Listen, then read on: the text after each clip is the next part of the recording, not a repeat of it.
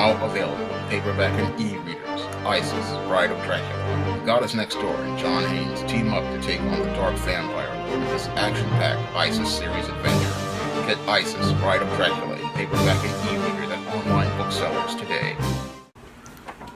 I believe if the late Rod Serling were alive today and producing his classic television series, The Twilight Zone, he definitely would be making a social commentary on this whole concept of cancel culture.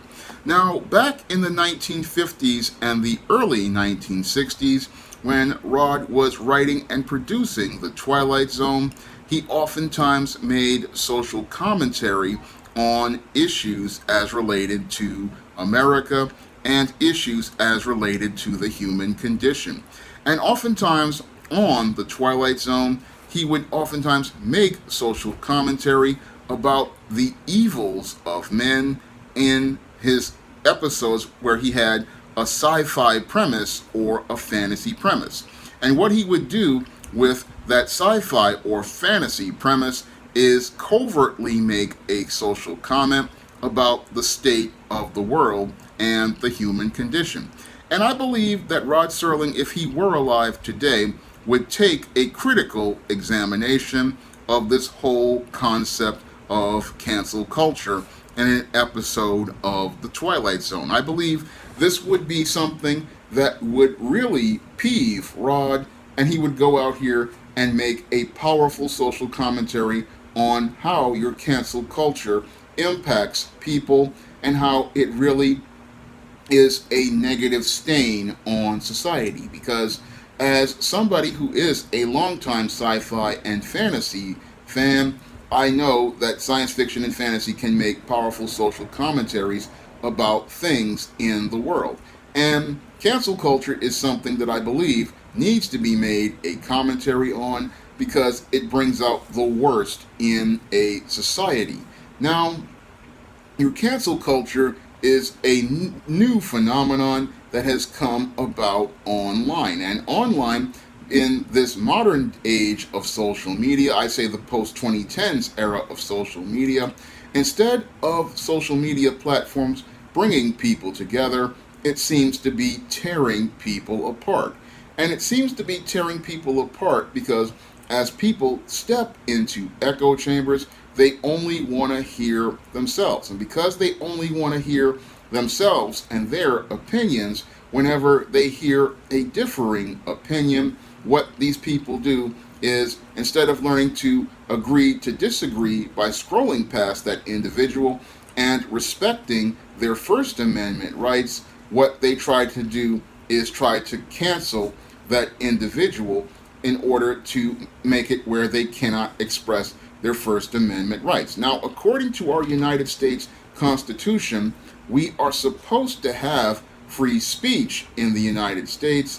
Unfortunately, in this digital age where private tech corporations control social media platforms, they make efforts to try to curtail free speech, and this is what leads to mobs of people looking to go out here and wage campaigns to cancel people.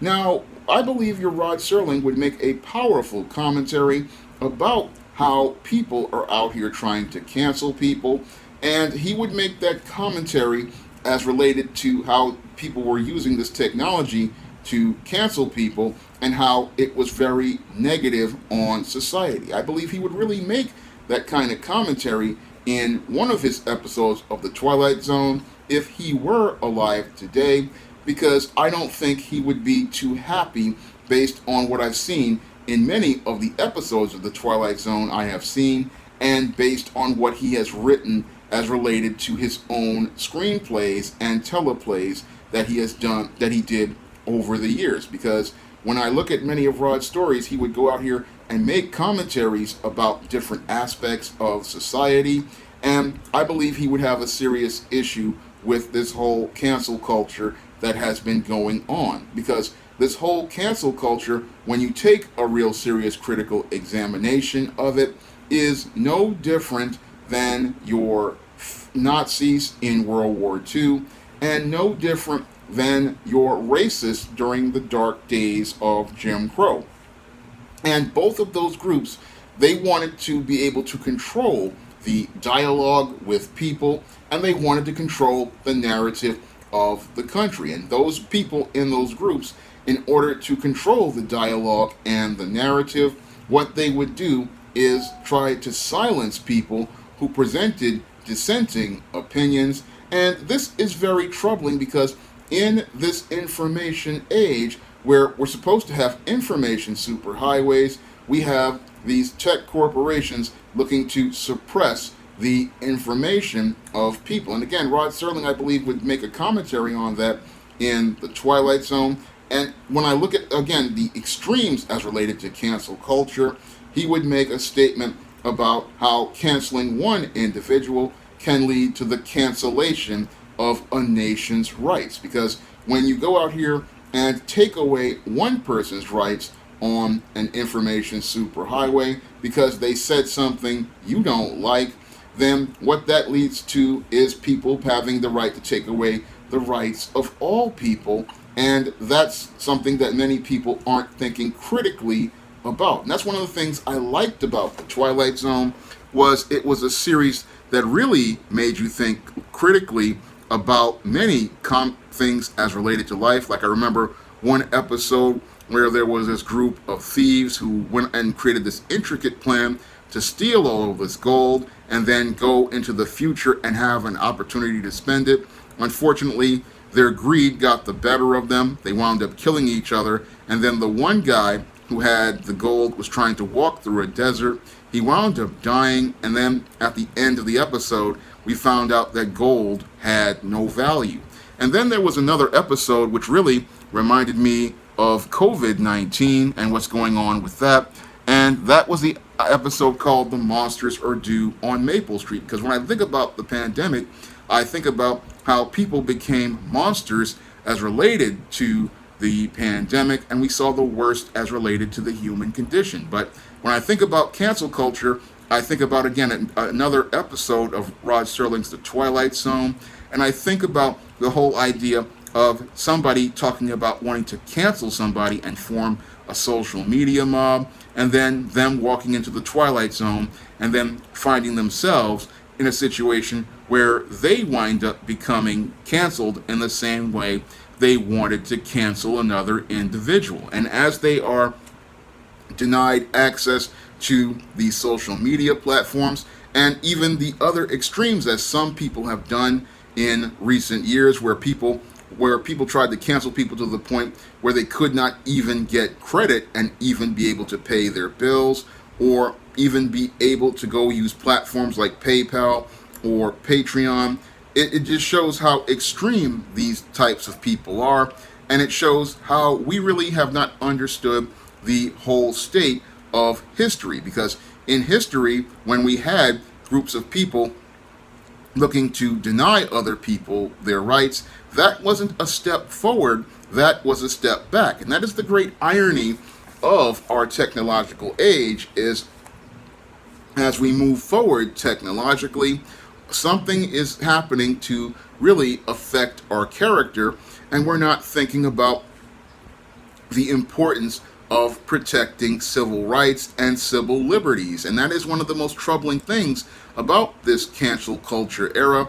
All a person has to do is present an opinion that people disagree with, and a Twitter mob or a social media mob will form, and that social media mob will make every effort to deny a person access to that platform and be able to present a dissenting opinion, or could be able to, even in some cases, be able to do basic things like be able to use digital platforms to go out here and participate in the economy. And that right there really shows how extreme people get.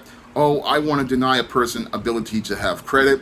I want to deny a person the ability to have a job. I want to deny a person the ability to make a living, all because they have a differing opinion. And when you get into that frame of thinking, that is the same frame of thinking that your Nazis had in World War II, that your white supremacists had during Jim Crow, and many other extremists had.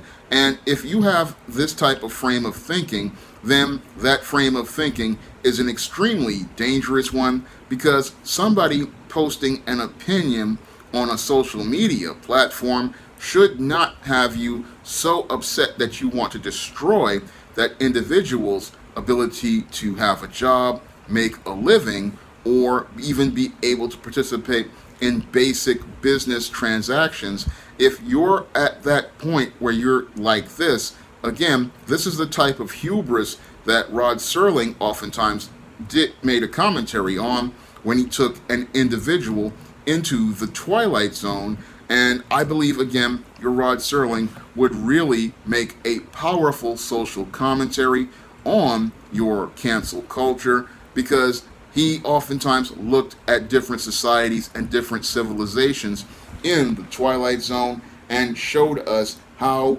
these behaviors were detrimental to those societies, detrimental to those people, and how these behaviors did damage to people and countries as a collective. So when I think about your cancel culture and mobs of people going out here making threats to somebody because they made a comment on social media, and then companies bending the knee to terminate somebody's employment, deny somebody an access to basic things like credit or being able to pay their bills, that's not, I believe, an advancement of civilization. It's a major setback to a civilization, because if those we disagree with aren't allowed to have basic human rights, then how are we moving forward as a civilization?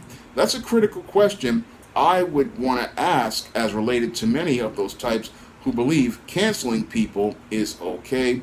How is it that you believe taking away somebody's rights is perfectly fine in an advanced technological age? I thought in an advanced technological age, people with dissenting opinions would have their opinions, checked and commented on and examined and observed, and also, made comment on. But it seems as the information superhighway brings the world closer together, the great irony is it pulls it more apart, because as people enter into these echo chambers where all they want to do is hear themselves and hear their own opinions repeated back to them, we get this whole echo chamber. And instead of people looking to connect with each other, they're looking to cancel each other out.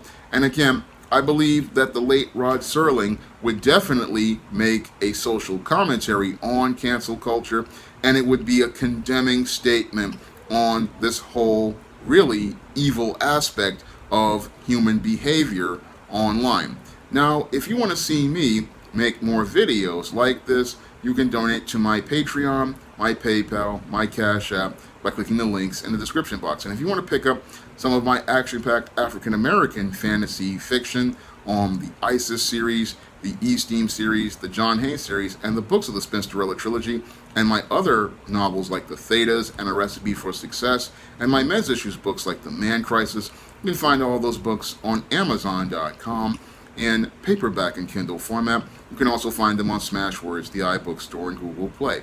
That's all I have to say for this video. You can comment, rate, and subscribe. Now available in paperback and Kindle, Vampires Stalk the Darkness of the Eternal Night. Get your copy of Eternal Night in paperback and Kindle on Amazon.com.